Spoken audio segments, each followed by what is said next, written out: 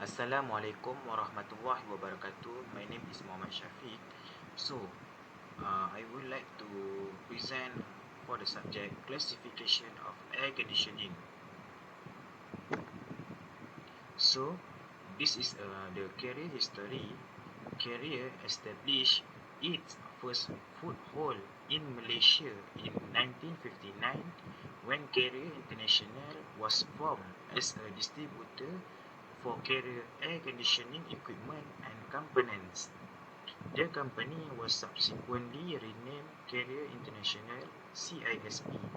Carrier Malaysia, a subsidiary of Carrier International, was incorporated in 1960 to take care of the marketing and servicing of all types of Carrier air conditioners in Malaysia. So, this is a company core business for CISB. There are two company core business, which is HVAC and OEM. HVAC stand for heat ventilation air conditioning, and OEM stand for original equipment manufacturing. So this is the department that have in CISB. First is manufacturing engineering. What they do is they doing work instruction for workers to handle the machine and study cycle time for improvement and line balancing. Next is production. What production department do is they take care all of the production line and product.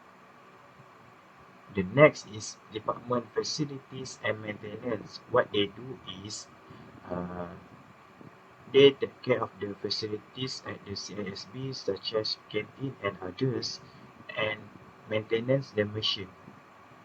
Next is department quality assurance, which is this department will inspect all the production after the product finish.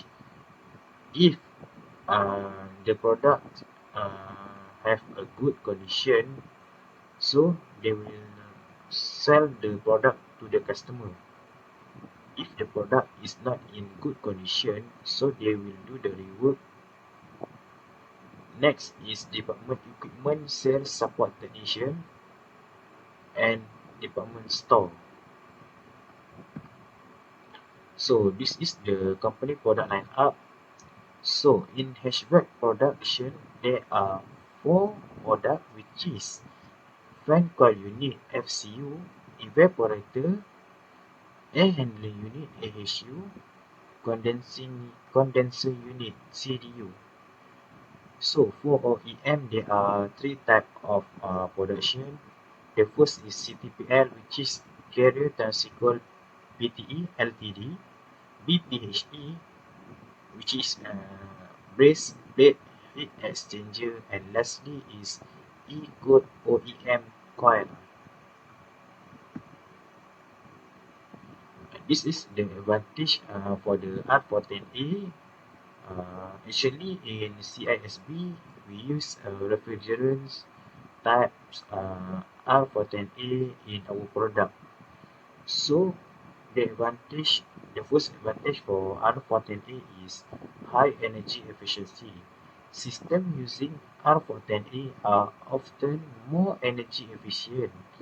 Its increased efficiency makes it a desirable choice for HVAC applications in both homes and business because it can result in decreased energy consumption and running expenses.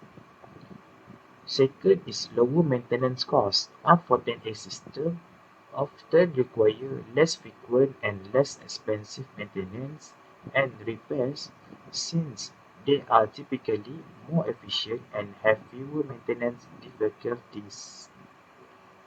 Next is high cooling capacity. R410A can effectively cool even in hot areas since it has a larger cooling capability than R22. For comfort to be maintained in a range of environmental circumstances, This is crucial. The next is better performance. Overall performance is typically higher with R410A systems, thanks to enhanced heat transfer and a larger operating range that facilitate more accurate temperature management. The last advantage is compatibility. R410A is a flexible option for a variety of applications because it can be utilized in hatchback systems for both light commercial and residential use. That's all for me. Thank you.